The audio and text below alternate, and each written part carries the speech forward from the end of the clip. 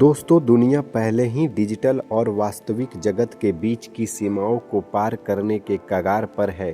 Tron legacy की घटनाओं के वर्षों बाद अब मनुष्यों और प्रोग्राम्स के बीच एक नया अध्याय शुरू होता है और यही अध्याय लेकर आता है एरियस, जो कि एक बेहद उन्नत रेड प्रोग्राम है जिसे असल दुनिया में भेजने के लिए बनाया गया है। द ग्रिड नाम की डिजिटल दुनिया, जो कभी केविन फ्लिन ने बनाई थी, अब भी विकसित हो रही है।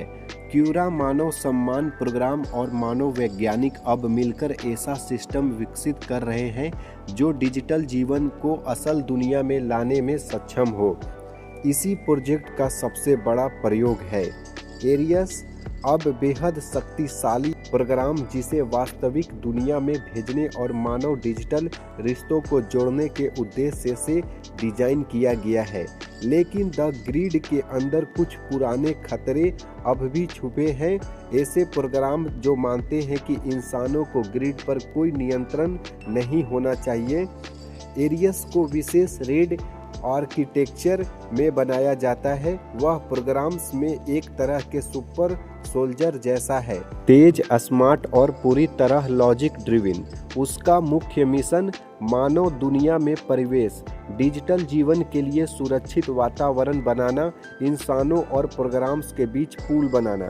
लेकिन डिजिटल दुनिया के कई प्रोग्राम ऐसे विश्वासघात मानते हैं। एक विद्रोही समूह उभरता है जो दावा करता है कि इंसान डिजिटल दुनिया का शोषण करेंगे। वे एरिस को रोकने का प्रयास करते हैं। इस दौरान grid, light cycle change, disk combat, digital army बस प्रोग्राम्स जैसी हाईटेक लड़ाइयाँ होती हैं। एरिस को समझ आता है कि उसका मिशन सिर्फ दो दुनियाओं को जोड़ना नहीं बल्कि ग्रिड के अस्तित्व को बचाना भी है। वैज्ञानिक दुनिया में एरिस को लाने के लिए एक पोर्टल तैयार कर चुके हैं, लेकिन एरिस को महसूस होता है कि असल दुनिया में जाना उसके लिए सरल नहीं होगा, क्योंकि मानव सरकारें डिजिटल जीवन को खतरा मानती है। अरबों डॉलर के टेक कंपनियां इस तकनीक पर कब्जा चाहती है। एरिस पर प्रयोग होने का खतरा है। एरिस के पास दो विकल्प है: सुरक्षित रहकर डिजिटल दुनिया में लौट जाना, असल दुनिया में कदम रखकर अपने अस्तित्व को जोखिम में डालना। एरिस दूसरा विकल्प चुनता है क्योंकि उसकी प्रोग्रामिंग मानव और डिजिटल दोनों को बचाने के लिए है। विद्रोही प्रोग्राम्स पोर्टल को नष्ट करने का प्रयास करते हैं। एरिस, कोयरा और वैज्ञानिकों मिलकर ग्रिड को बचाना होता है।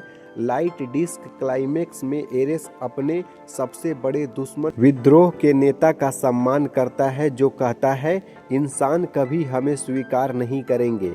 एरिस उत्तर देता है, स्वीकार करना किसी एक निर्णय नहीं, यह दो दुनियाओं का भविष्य है। भारी लड़ाई के बाद एरिस पोर्टल तक पहुंचता है। एक तेज फ्लैश में एरिस डिजिटल दुनिया से बाहर निकलकर वास्तविक दुनिया में प्रवेश कर जाता है। उसका शरीर अब एनर्जी पार्टिकल से बना हुआ एक स्थिर डिजिटल जीव है, जो पहली बार इंसानों के सामने जीवित रूप से मौजूद है। दुनिया हैरान रह जाती है। कुछ लोग डरते हैं, कुछ इसे भविष्य का चमत्कार कहते हैं, लेकिन एरिस शांत स्वर में कहता है, मैं युद्ध नहीं समझ कर लेकर आया हूँ। दोस्तों, कहानी की अंत इस संकेत के साथ समाप्त होती है: डिजिटल जीवन अब वास्तविक दुनिया में मौजूद है। सरकारें और वैज्ञानिक यह तय कर रहे हैं कि एरिस जैसे जीवों को कैसे स्वीकार किया जाए। द ग्रिड में एक नया युग शुरू होने वाला है। एरिस खिड़की से बाहर वास्तविक दुनिया के सूरज को देख रहा है, जो उसने कभी ग्रिड में महसूस भी नहीं किया था।